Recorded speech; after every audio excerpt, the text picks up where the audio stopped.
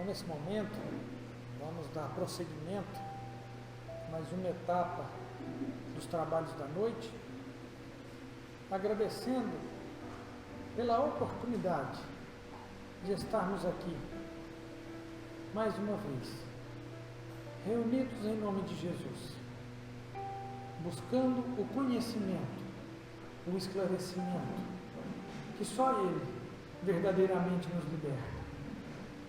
Amado Mestre Jesus, que o Senhor ampare a cada criatura que se encontra doente durante esse momento difícil que passa a humanidade.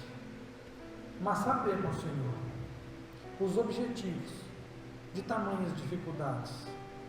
Objetivo, Senhor, que é nos fazer criaturas melhores.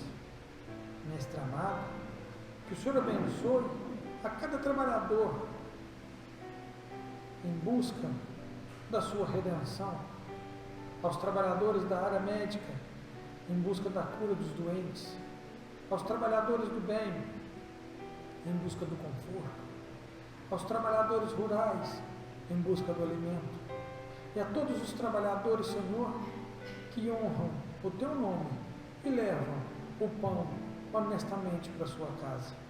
Mestre amado Jesus, abençoe igualmente os trabalhadores da pátria espiritual que assistem essa casa e a nossa cidade. Que o Senhor abençoe a todos os nossos governantes, dos nossos vereadores, ao nosso presidente. Que eles sejam instruídos pela melhor vibração, pelo melhor pensamento, tomando as melhores decisões para o nosso país, para o nosso estado e para o nosso município. Que o Senhor se lembre deles, como se lembrou dos publicanos e lembrou dos fariseus. Muito obrigado.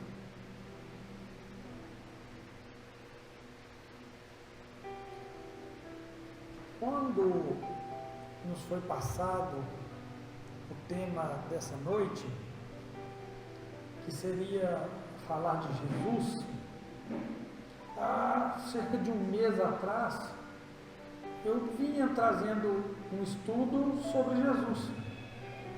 21 dias aproximadamente, eu vinha trazendo um estudo sobre Jesus, sobre a mensagem de Jesus, né? Qual era realmente a grande mensagem de Jesus. Então, logo eu me deparei com o tema desse estudo e eu falei assim, meu Deus, eu não tenho conhecimento desse tanto para falar sobre Jesus novamente. Então, se não sair legal, e é um tema um tanto quanto difícil, que seria Jesus como um princípio fundamental da doutrina espírita. Ou por que Jesus se tornou um dos pilares da doutrina espírita. Quando a gente olha aquele quadro de princípios básicos, Jesus vem em segundo lugar. Eu fiquei refletindo o que levou Kardec a colocar Jesus no lugar de tamanho destaque, né, dentro da obra espírita. Como Kardec, então, chegou à conclusão que ele precisava de estudar Jesus. Alguém tem ideia como que Kardec chegou a essa conclusão? Que ele precisava de estudar Jesus, conhecer Jesus? Ele veio de uma família cristã. Então, ele conhecia, mesmo que superficialmente, a trajetória do Cristo, a trajetória de Jesus, apesar de, naquele tempo de Kardec, após lutas e lutas, o Evangelho em algumas, ou a Bíblia, em algumas regiões da Europa ainda tinha a sua leitura proibida. Quando John Wycliffe traduziu a Bíblia para o inglês, foi a primeira vez que essa obra foi colocada em língua popular, onde todas as pessoas que tinham acesso à leitura, né, também era um número reduzido, mas todas as pessoas que tinham acesso à leitura tinham então a disponibilidade agora de ler a Bíblia e entender. E ele acreditava que a mensagem pura da Bíblia já era suficiente para a criatura evoluir e se melhorar. Mas Kardec, no Livro dos Espíritos, acredito que essa pergunta tenha sido feita muito antes, mas na organização do livro, na pergunta 625, alguém sabe qual que é a pergunta, gente, que eu vou ler? A gente vai decorando algumas perguntas, né? Umas 3 ou 4 eu sei, mas eu não sei não, mas essa eu sei. Kardec ele pergunta de uma forma mais do que o modelo, ele pergunta, olha, qual o tipo mais perfeito que Deus ofereceu ao homem para lhe servir de guia e modelo? Vamos ler de novo, porque a pergunta é interessante. Kardec não pergunta qual é o modelo que Deus ofereceu, não. Ele pergunta qual é o tipo mais perfeito que Deus ofereceu ao homem para lhe servir de guia e de modelo. E os Espíritos respondem curto e grosso, em uma palavra ou em 2 palavras: vede Jesus. Pronto. Aí arremata a questão 625 do Livro dos Espíritos, e Kardec fica um tanto quanto, acredito eu, assim, não assombrado, mas não assustado, mas eles poderiam dar outros exemplos, não. Vide Jesus, é o mais perfeito que Deus ofereceu ao homem. Tem outras criaturas em estágios extremamente avançados que pisaram sobre essa terra? Sim, sim. Mas Kardec pergunta qual o mais perfeito. Ele pergunta qual é o tipo mais perfeito. E aí os Espíritos respondem. Ele podia perguntar, quais os tipos perfeitos que Deus colocou para a nossa obra?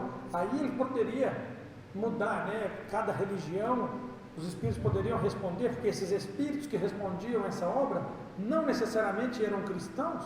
Eles poderiam responder os tipos perfeitos que serviram de guia para a humanidade? Não. Qual o tipo mais perfeito? Jesus. E aqui no comentário da questão ele fala, olha, Jesus é para o homem o modelo da perfeição moral que a humanidade pode pretender sobre a Terra. Oi. Acabou a pilha de novo. Vou de novo. Então ele pergunta qual tipo, né? Kardec começa então, olha, Jesus é para o homem o modelo da perfeição moral que a humanidade pode pretender sobre a Terra.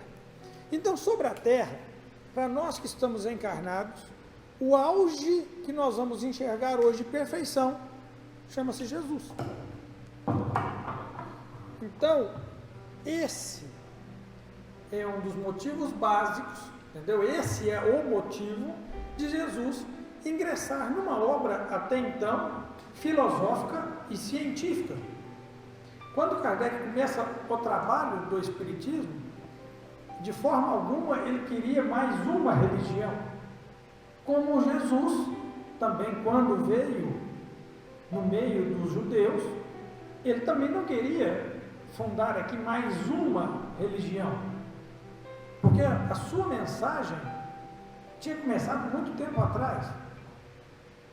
Ele começa o seu trabalho, para nós espíritas, na formação do planeta Terra. Então, ele não tinha, vamos falar assim, esse orgulho ou essa pretensão de chegar aqui e fundar mais uma religião. Tanto que Jesus nasce judeu, cresce como judeu, vive como judeu e morre como escravo.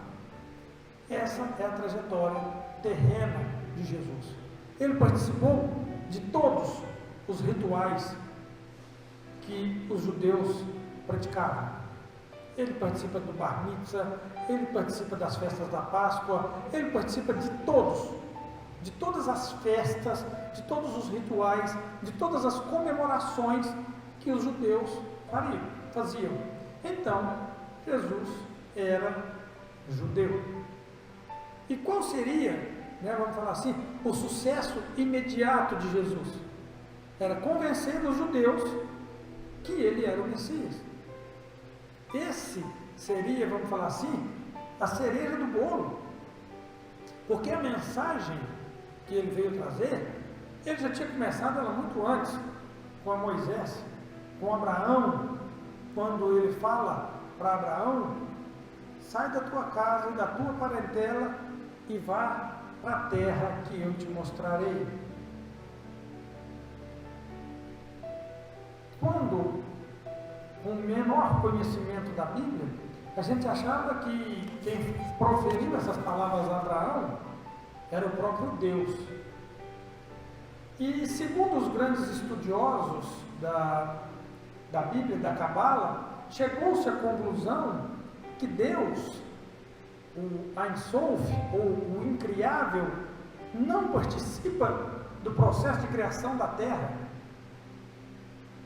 Quem coordena esse processo de criação da terra é um grupo de espíritos de elevada moral crística, do qual Jesus faz parte. Aí você vai falar assim: mas da onde se tirou uma informação dessa? Da Bíblia, que a Bíblia ela começa da seguinte maneira. Alguém sabe lembrar? Eu falei isso esses dias aqui. Qual que é o primeiro versículo do primeiro livro da Bíblia? Então Deus criou o céu e a terra. Muito bem. Só que depois, no versículo 25, no 27, no 26, acontece um erro de tradução em todas as Bíblias. Qualquer um que se quiser checar, vai ter escrito um negócio assim que não combina com Deus criou o céu e a terra. Porque no versículo 26 ele fala: e Deus disse: façamos o homem à nossa imagem e à nossa semelhança, e domine sobre os peixes do mar e sobre as aves. A minha Bíblia é a Bíblia de Almeida, revista e corrigida. Então não é uma Bíblia espírita, até porque nós não temos uma tradução, temos do Novo Testamento com Haroldo Dutra. Então ficou uma coisa esquisita. Façamos quem? Se ele estava falando, com quem então Deus estava falando? Façamos o homem, não a minha imagem e a minha semelhança. Olha, façamos o homem a nossa imagem, conforme a nossa semelhança. E segundo os estudiosos que a Bíblia então começa: no princípio os deuses criaram o céu e a terra. Os deuses são essa pleiade de espíritos crísticos. Aonde que está escrito mais?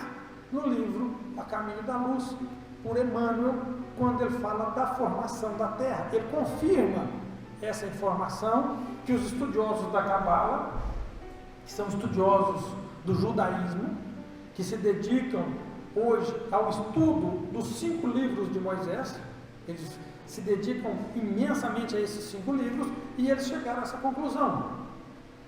E nós espíritas, que temos a oportunidade de conhecer todo esse manancial de informações, corroboramos esta informação com o livro do Emmanuel, A Caminho da Luz. Então Jesus, que Kardec então não chegou a ter esse profundo conhecimento sobre ele, para vocês terem uma ideia, quando começa Jesus na Bíblia Sagrada, quando ele é mencionado pela primeira vez na sua vida, num livro de 1.600 páginas aproximadamente, ele está na página 1.200. Então tem muita história antes de Jesus importante. Tem muita coisa antes de Jesus importante. E por muito tempo nós desprezamos o Velho Testamento, desprezamos a história do povo hebreu, porque agora nós temos Jesus dali para frente. E a primeira fala de Jesus, quando questionado sobre a sua nova doutrina, é a fala do primeiro capítulo do Evangelho segundo o Espiritismo. Qual que é? Eu não vim destruir a lei, mas dar-lhe cumprimento. Olha, o que está para trás aí tem valor. Se tivesse seguido o que eu mandei para Moisés, o que eu mandei para os 14 profetas, estava tudo ok. Não estava precisando de eu estar aqui não. Só que o negócio não deu certo do jeito que eu planejei. Eu planejei Moisés, eu planejei os mandamentos. Quantos mandamentos, gente? Eu falei aqui. Ah, muito bem. 600 mandamentos. Todos de Jesus? Provavelmente não. Alguns de Moisés, da lei mosaica. Mas os 2 mandamentos mais importantes que Jesus falou durante a sua vida aqui na terra, Moisés já tinha falado. Que são quais? E ele resume falando, olha, aí está toda a lei e todos os profetas. Quais são esses mandamentos, gente? Jesus resume assim: amar a Deus de toda a vossa alma, de todo o seu coração, de toda a sua força, de todo o teu entendimento, e ao próximo como a ti mesmo. Aí está contido toda a lei e todos os profetas. Então tudo que eu falei, era preciso aprender essas 2 coisinhas. Esse é o Jesus, princípio fundamental da doutrina espírita. Mas Kardec, então, eu fico pensando que ele estava formando então um corpo de uma filosofia, um corpo doutrinário, de uma doutrina que era para servir a todas as religiões, com os ensinamentos do Cristo. Eles cabem em qualquer religião do mundo. Quando Mahatma Gandhi lê o Sermão do Monte, ele fala, olha, toda obra religiosa do Ocidente pode se perder. Se sobrar só o Sermão da Montanha, não se perdeu nada. Nada. Então, a obra de Jesus, ela cabe dentro de todas as religiões. Por que ela cabe? Porque o planejamento de todas as religiões do planeta é dele. Nós temos aproximadamente 10.000 escolas religiosas no mundo. Então, quando a gente vê algum colega religioso falando que só vai ter a salvação quem estiver dentro da igreja dele, e essas outras 10.000, 9.999 igrejas que estão aí, escolas religiosas, não igrejas, escolas religiosas que estão aí, todos esses vão estar perdidos. No próprio livro Alcorão, da Lavra de Maomé, ditado por Maomé, não escrito por ele, mas ditado por Maomé, lá fala que estariam salvos os seguidores de Moisés, de Jesus e os seguidores dele, da mensagem que ele estava trazendo. Então, quer dizer, o que foi falado para trás aí tem valor, tem muito valor.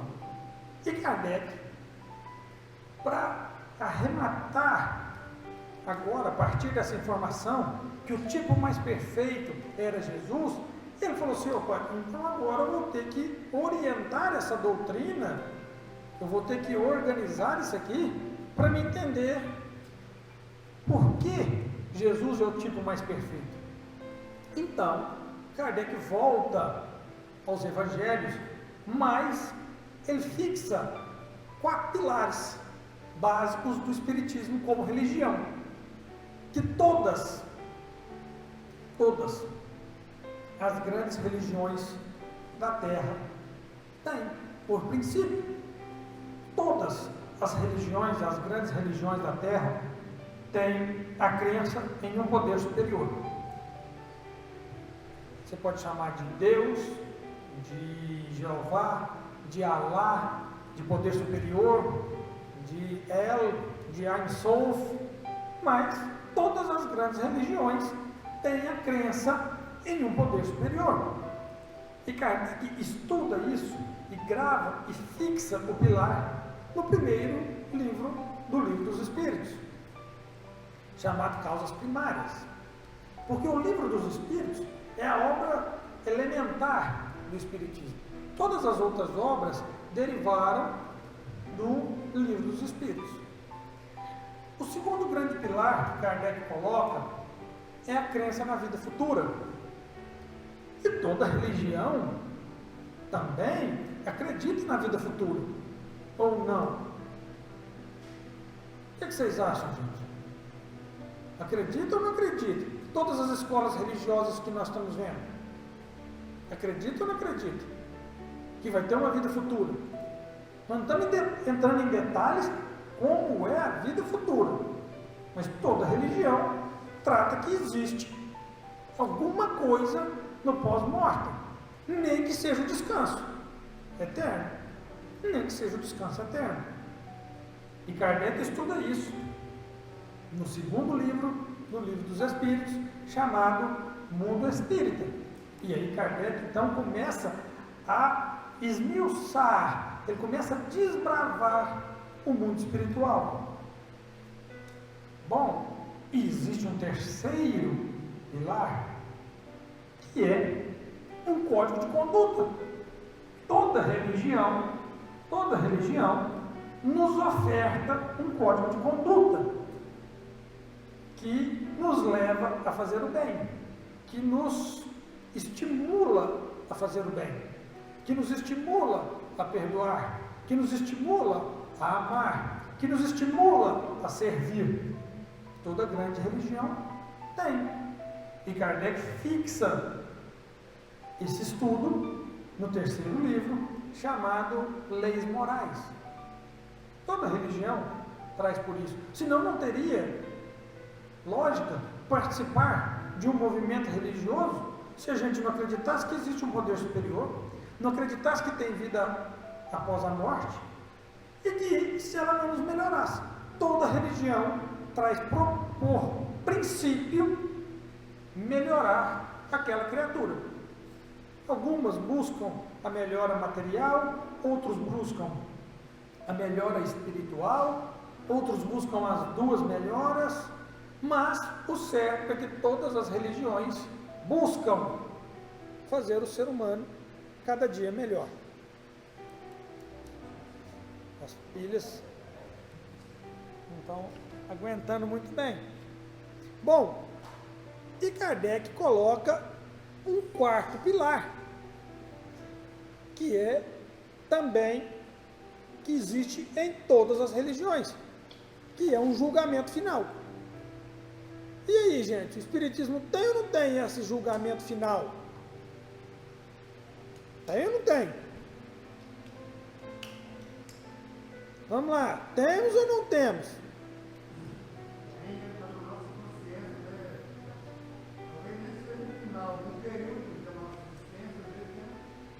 Eu não falei aonde que é o final, né, Geraldo? Eu não falei que o final é o final da tarde, ou é o final da existência, ou é o final dos tempos, mas todas as religiões acreditam que um dia vai ter um julgamento.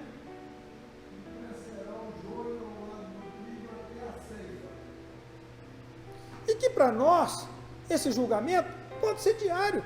Fazei como eu fazia enquanto vivia entre vós.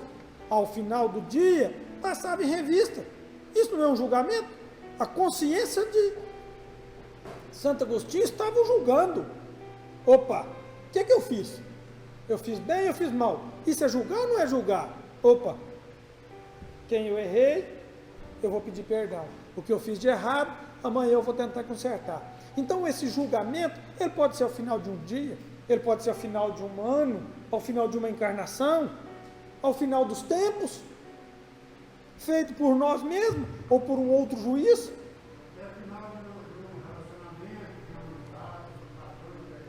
Sempre, né, Geraldo, vai ter esse julgamento.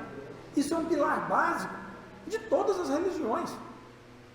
Ah, o joio vai crescer ao longo do trigo. Opa, então quer dizer que no final dos tempos, os mortos se levantarão e nós vamos ter um julgamento.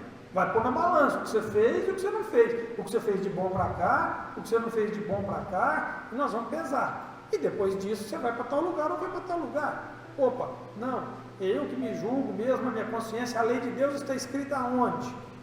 Opa! Então, Kardec coloca esses 4 pilares. Então, forma a base religiosa do Espiritismo.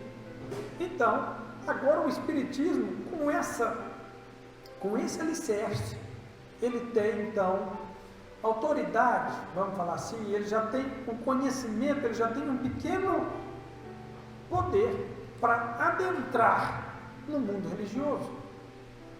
E onde que Jesus se encaixa no estudo de uma obra científica e filosófica? O que vocês acham? Nós falamos agora que o Espiritismo começou, como 2 faces, e depois ele virou um tripé, onde se falava em filosofia e ciência, pesquisa. Quando se coloca Jesus na parada, apertou mais um pouco, porque até então Kardec estudava fenômenos e perguntas que intrigavam a alma. Agora, além dele estudar os fenômenos espíritas, ele ainda tem que estudar uma criatura mais perfeita que nos serve de guia e modelo. Então Kardec tem realmente que adentrar na mensagem do Cristo. Acontece que ao longo dos anos, ao longo das eras, nós fomos deixando a mensagem que o Cristo nos deixou de lado. Porque a grande importância de Jesus ter vindo encarnado nessa terra foi nos relembrar do que ele já tinha dito e nos ensinar um pouco mais. Pouca coisa, porque Jesus não ensinou muita coisa não. Jesus exemplificou e o principal, Jesus relembrou o que ele já tinha ensinado com Moisés e os profetas. Quando você pega no Sermão do Monte, Jesus tira para reformar os 6 mandamentos. Quando ele fala, ouviste o que foi dito aos antigos, eu porém vos digo. Então quando ele fala essa fala, quer dizer, ele está consertando o que nós não entendemos bem, ou que nós deturpamos com a nossa manipulação religiosa. Então Jesus chega aqui, no plano terreno, e vê aquela sociedade muito aquém do que ele esperava. Porque ele já tinha mandado a mensagem, ele já tinha instruído, ele já tinha colocado 14 profetas ao longo desses 1.300, 1.400 anos que separa Moisés de Jesus, dá quase um profeta por século. E ele então, para aquele povo, ele manda esses profetas com a mensagem dele. E chega aqui, dá para ele ensinar muita coisa? Não dá. Ele fala, olha, eu tenho muito a vos dizer agora, mas não dá mais. Eu vou mandar um Consolador daqui a um tempo, e ele vai nos ensinar tudo que precisa.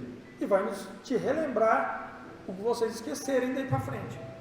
E aí nós passamos a cultuar o homem Jesus e deixamos a sua mensagem meio de lado.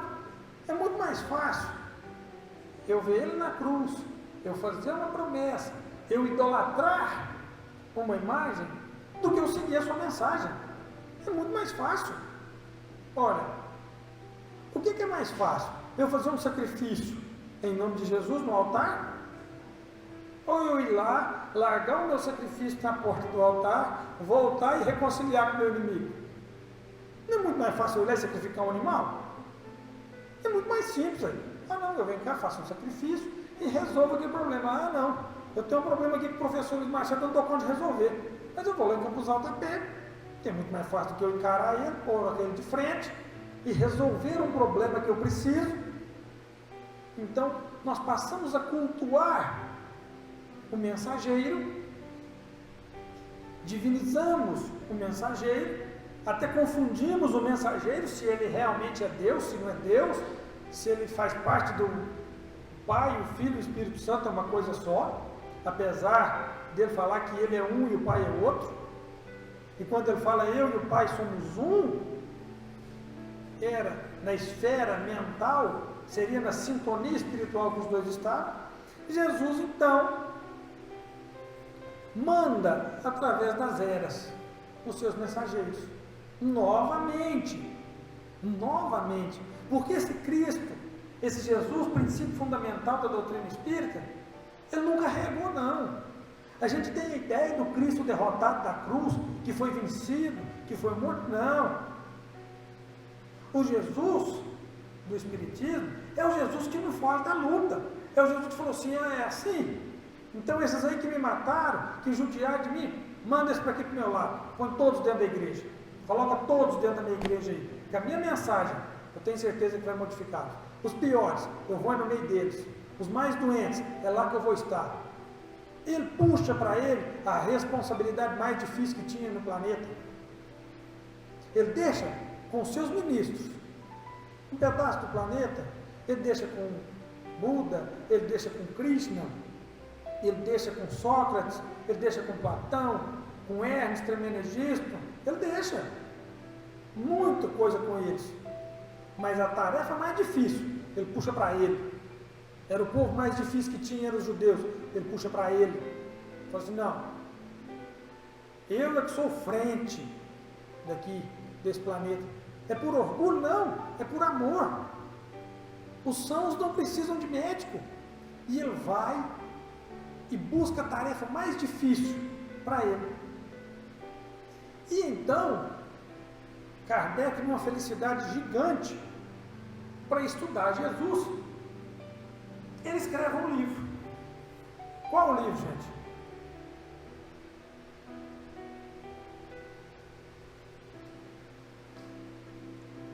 Qual livro? Ufa, o Evangelho segundo o Espiritismo.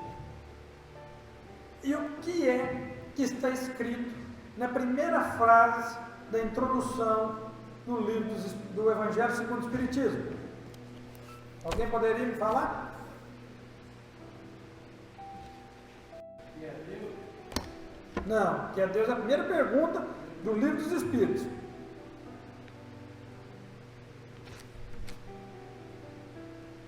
Vou pegar um aqui, só para me ler para vocês o tamanho da felicidade de Kardec quando compõe essa obra.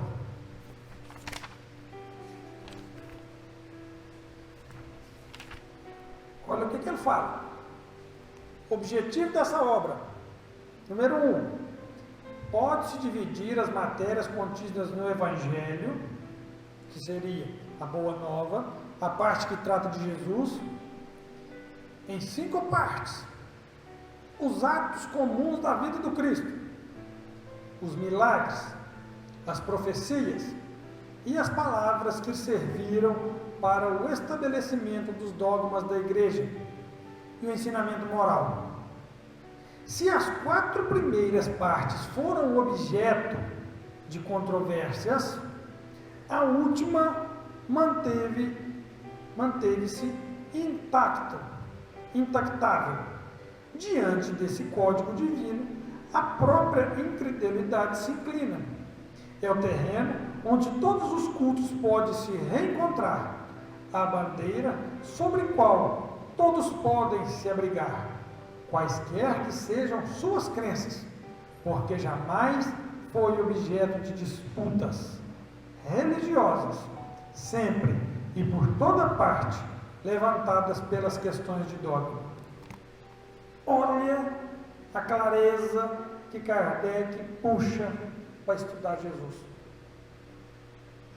Das 5 partes do Evangelho, 5 foram divididas, 4 delas são questionáveis. Tem conversa. Olha, os atos comuns da vida de Cristo. Jesus nasceu dia 25 de dezembro. Não, nasceu em abril. Jesus nasceu em Belém. Não, Jesus nasceu em Nazaré. Ele é de Nazaré, Jesus de Nazaré. Não, ele nasceu em Belém. Opa, isso é questionável, não é? E a gente perde muito tempo com um questionamento desse. Ah, mas Jesus viveu no Egito. Não, Jesus só fugiu para o Egito e voltou. Aqui que Jesus fez durante os 33 anos, brincou de bola, brincou de boneca, aprendeu a trabalhar, foi carpinteiro, foi marceneiro. Opa, isso é questionável. Os milagres também são questionáveis. Ah, Jesus curou leproso, não curou leproso? Não, mas lá está escrito que curou, então realmente ele curou. Ah, mas será que curou mesmo? Hoje a medicina também cura. Então, é questionável. As profecias são questionáveis. Ah, eu vou ressuscitar dentro de 3 dias. Opa, será que ressuscitou mesmo dentro de 3 dias? Opa, será que aquilo foi só conversa que os apóstolos ficaram? É questionável. Questionável. E as palavras que serviram para o estabelecimento dos dogmas da igreja. Eu e o Pai somos um. Opa, então Jesus é Deus. Então, o Pai, o Filho e o Espírito Santo é uma coisa só. O Verbo se fez carne, está vendo? Deus se fez carne, então Ele é que é a carne. Deus é Jesus. Então, Maria é mãe de Deus. Então, palavras que serviram para formar os dogmas da igreja. Mas Kardec deixa tudo isso de lado, porque o importante não era estudar Jesus, e sim a sua mensagem. Ele era o mensageiro de Deus, ele era um mestre, um professor, e quando um professor ensina, ele não ensina de si, ele ensina da matéria ao qual ele leciona. E Jesus veio trazer para nós o quê? O conhecimento da religião cósmica, do amor e da fraternidade, que é onde nós quisermos ir, aonde, em qualquer planeta, é o mesmo princípio básico da religião cósmica, do amor e da fraternidade. Alguém aqui já viu o filme da Madre Teresa de Calcutá? Quando ela começa o seu trabalho nas ruas de Calcutá, a população indiana a rejeitava porque ela era cristã. E ela começa a fazer o bem, ela começa a acolher indianos, muçulmanos não, ela começa a acolher os indianos, os hindus. Lá existe uma divisão por castas e ela começa a tratar todos igualmente, até que chega um ponto que eles falam: olha, vamos destruir. O que essa mulher está fazendo? Ela fez aí um hospital dentro de um edifício que tinha sido abandonado. Eles falaram: opa, peraí, olha o que ela está fazendo, presta atenção na mensagem dela. Ela está cuidando de indianos, ela não está cuidando de cristãos aí não. Ela não perguntou se algum aí desses aí, que religião que eles eram não. Então a mensagem do amor, ela é universal, em qualquer lugar do mundo. Não precisa de conversar, não precisa de levantar bandeira para se levar o amor. Ele é universal, ele está em todas as religiões. Todas as religiões se convertem. Então Kardec puxa para o Espiritismo a moral cristã, que aí não tem conversa. Não tem conversa.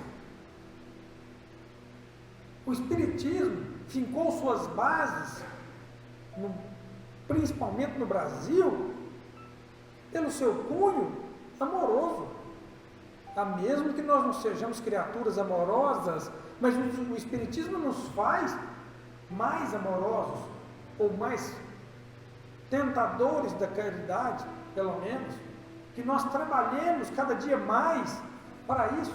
E os espíritas da primeira hora fincaram aqui, nesse solo, as bases de um espiritismo cristão, colocando amor, colocando sentimento nos seus atos. Então, por isso que quando se fala em campanha do quilo, e fala assim: olha, está faltando os alimentos, e divulga uma campanha, no instantinho a necessidade é suprida, porque ela tem respaldo. Ela nunca perguntou qual a religião de uma pessoa que vem aqui buscar uma cesta. Ela nunca perguntou qual é a crença de uma pessoa que vem cá buscar uma sopa. Por quê? Porque todas as religiões se convertem no amor, na moral cristã. E Kardec começa o Evangelho segundo o Espiritismo como? Qual o primeiro capítulo do Evangelho? Como é que é o título do primeiro capítulo? eu não vim destruir a lei. Como Jesus falou lá atrás, o Espiritismo não veio destruir nada. Nada. Eu não vim destruir a lei, mas dar-lhe seguimento, dar-lhe cumprimento. Porque se eu cumprir o que Moisés falou lá atrás, que era para me amar a Deus de todo o meu coração, de toda a minha alma, de todo o meu entendimento, e ao próximo como a mim mesmo, estava resolvido, estava pronto. Então, o Espiritismo veio nos comprovar, nos confirmar. Por quê? Porque nós somos alunos que estamos repetindo provas, até que chega num ponto e fala, olha, daqui não dá para você repetir mais, está muito claro. Daqui uns dias você chegar e falar assim, eu não sabia, eu não imaginei que o negócio era assim. Não, agora está muito claro. Então, para estudar Jesus, Kardec coloca isso como princípio fundamental. Eu não vim destruir a lei. Para estudar Jesus, vamos voltar lá atrás. Pode buscar no Velho Testamento que você vai achar subsídio. Ele começa o Evangelho segundo o Espiritismo com um decálogo. Eu sou o Senhor teu Deus que te tirei da terra da servidão. Está lá. Primeira fala. Primeiro capítulo, depois da introdução. E segundo ponto que Kardec coloca para estudar Jesus, qual é? Segundo capítulo do Evangelho segundo o Espiritismo. Me ajuda aí um pouquinho, gente.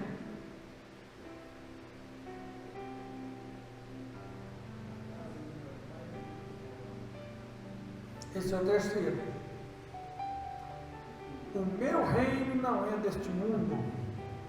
Olha, Kardec então trata no segundo capítulo do Evangelho segundo o Espiritismo sobre a realeza de Jesus. Jesus era rei, gente? Era rei ou não era? Não é um rei igual o príncipe que morreu esses dias, não, com tantos compromissos na carreira. Mas ele era rei. O meu reino não é desse mundo. Opa, eu sou governador, eu sou o frente, eu sou o que coordena, mas não é nesse mundo. Opa, então, o segundo capítulo dessa obra trata da realeza de Jesus, da posição hierárquica que Jesus está sobre esse orbe terrestre.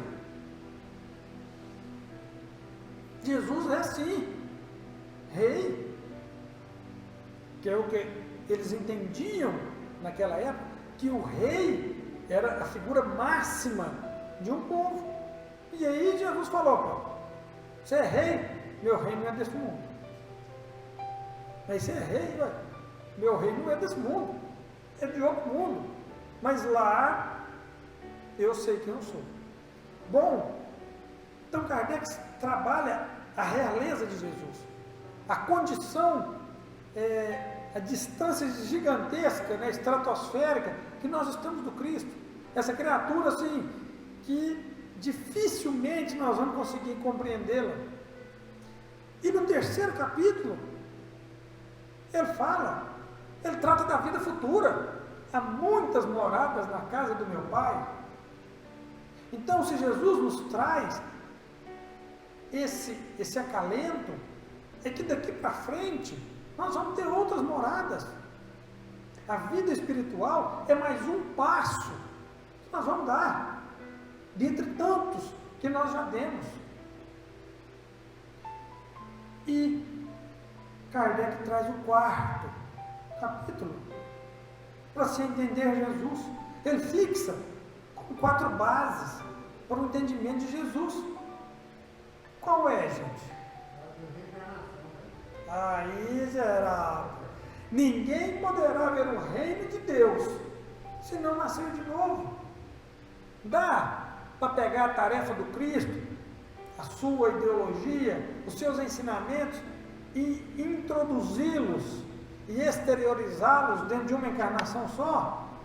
Não dá, não dá. Então, para a gente vislumbrar isso, nós vamos gastar nascer realmente de novo. E nascer de novo, gente, significa o quê? Nascer de novo. É nascer de novo. Não tem palavras que refletem melhor do que nascer de novo. Não tem jeito de ver o reino de Deus. Aqui nós não estamos falando de entrar, não. Nós estamos falando só de ver. Ver é um primeiro passo.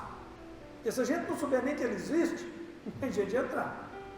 Então Jesus, Kardec coloca como o quarto princípio para a gente entender Jesus. Olha, ninguém pode ver o reino de Deus se não nascer de novo. E no 5º capítulo dessa obra fantástica, ele escreve para quem que foi essa obra. Ele escreve, é o 5º capítulo. Qual que é o público que busca a religião, gente? Qual que é o público que busca Jesus? Quais que são as pessoas que buscam Jesus?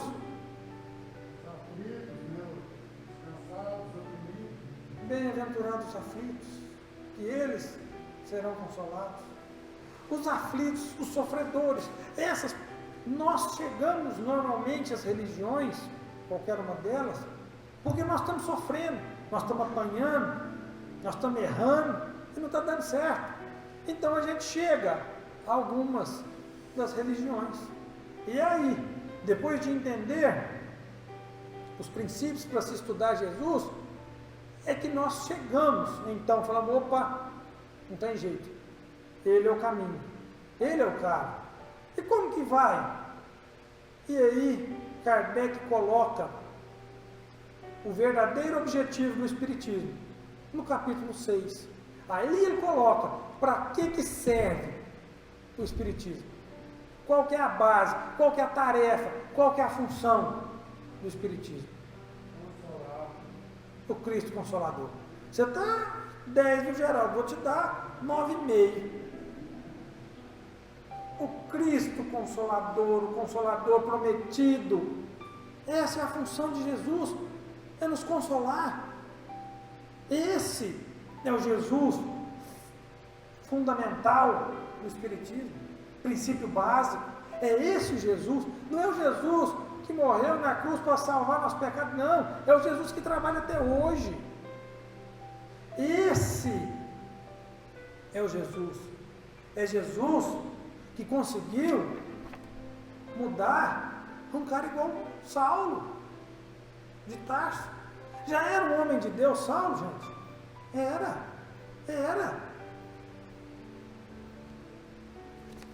Saulo de Tarso, que mais tarde a gente veio chamar de Paulo de Tarso, é esse Jesus que conseguiu modificá-lo, que conseguiu transformá-lo em seu trabalhador. Porque enquanto trabalhador de Deus, que ele achava que era, detentor da mensagem, mas não entendedor da mensagem, ele era detentor da mensagem de Moisés. Mas se ele fosse conhecedor da mensagem, conhecedor e entendedor daquela mensagem, ao qual Moisés tinha mandado, tinha escrito, ele iria entender que o amor era o caminho. Depois ele entende, na sua vida, escreve uma das cartas mais belas, que eu posso ter de tudo, mas sem amor, eu nada serei, nem que eu falasse a língua dos homens e dos anjos. Não é Renato Russo, é Paulo de Tarso. Se eu não tiver amor, eu nada serei. Tem um filme dele agora, chama Paulo, o Apóstolo, filme novo, está rodando aí. Fantástico filme, fantástico.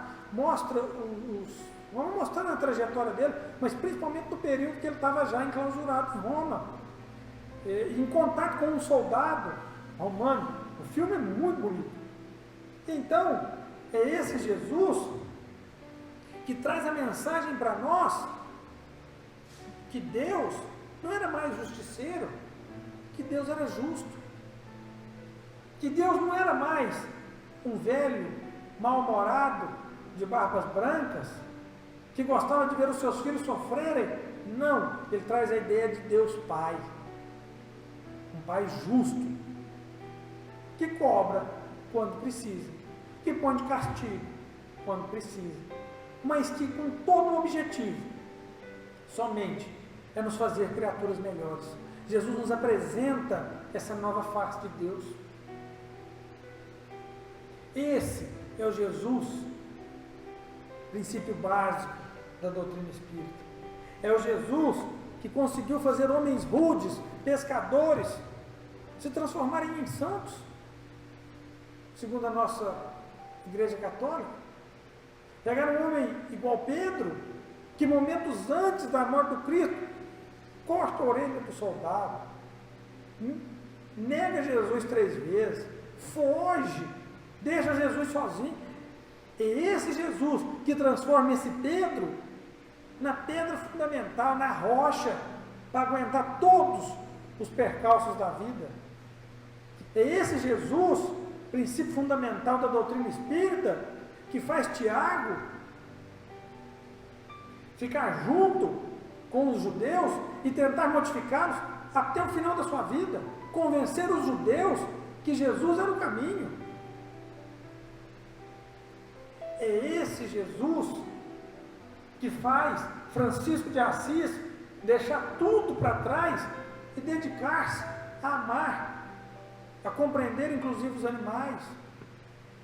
É Jesus que faz o Martin Luther King abrir mão da sua vida e pregar a palavra de Deus no amor e conseguir realmente efetivar a abolição da escravatura nos Estados Unidos. É esse Jesus que faz Madre Teresa de Calcutá sair do conforto da Inglaterra e cuidar de doente na Índia. É esse Jesus que faz o Chico Xavier escrever 460 livros, dormir 3 horas por noite, escrever mais de 30 mil cartas e alimentar não sei quantas famílias. Esse é o Jesus, princípio básico da doutrina espírita. É o Jesus que nos modifica, o Jesus vivo, que está trabalhando até hoje, porque o Pai também trabalha.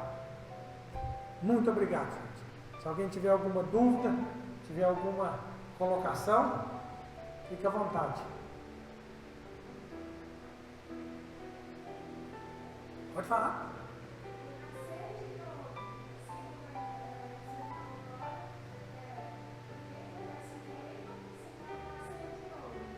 Sim.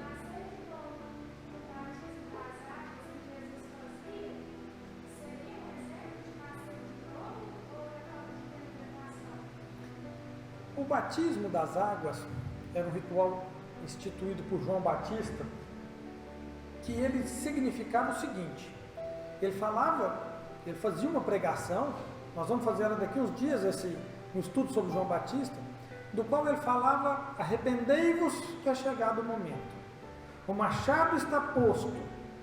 Então, João Batista propunha uma mudança de vida, e aquele batismo na água significava a pessoa, a partir daquele momento, aceitar os seus erros do passado e dali para frente buscar uma vida nova.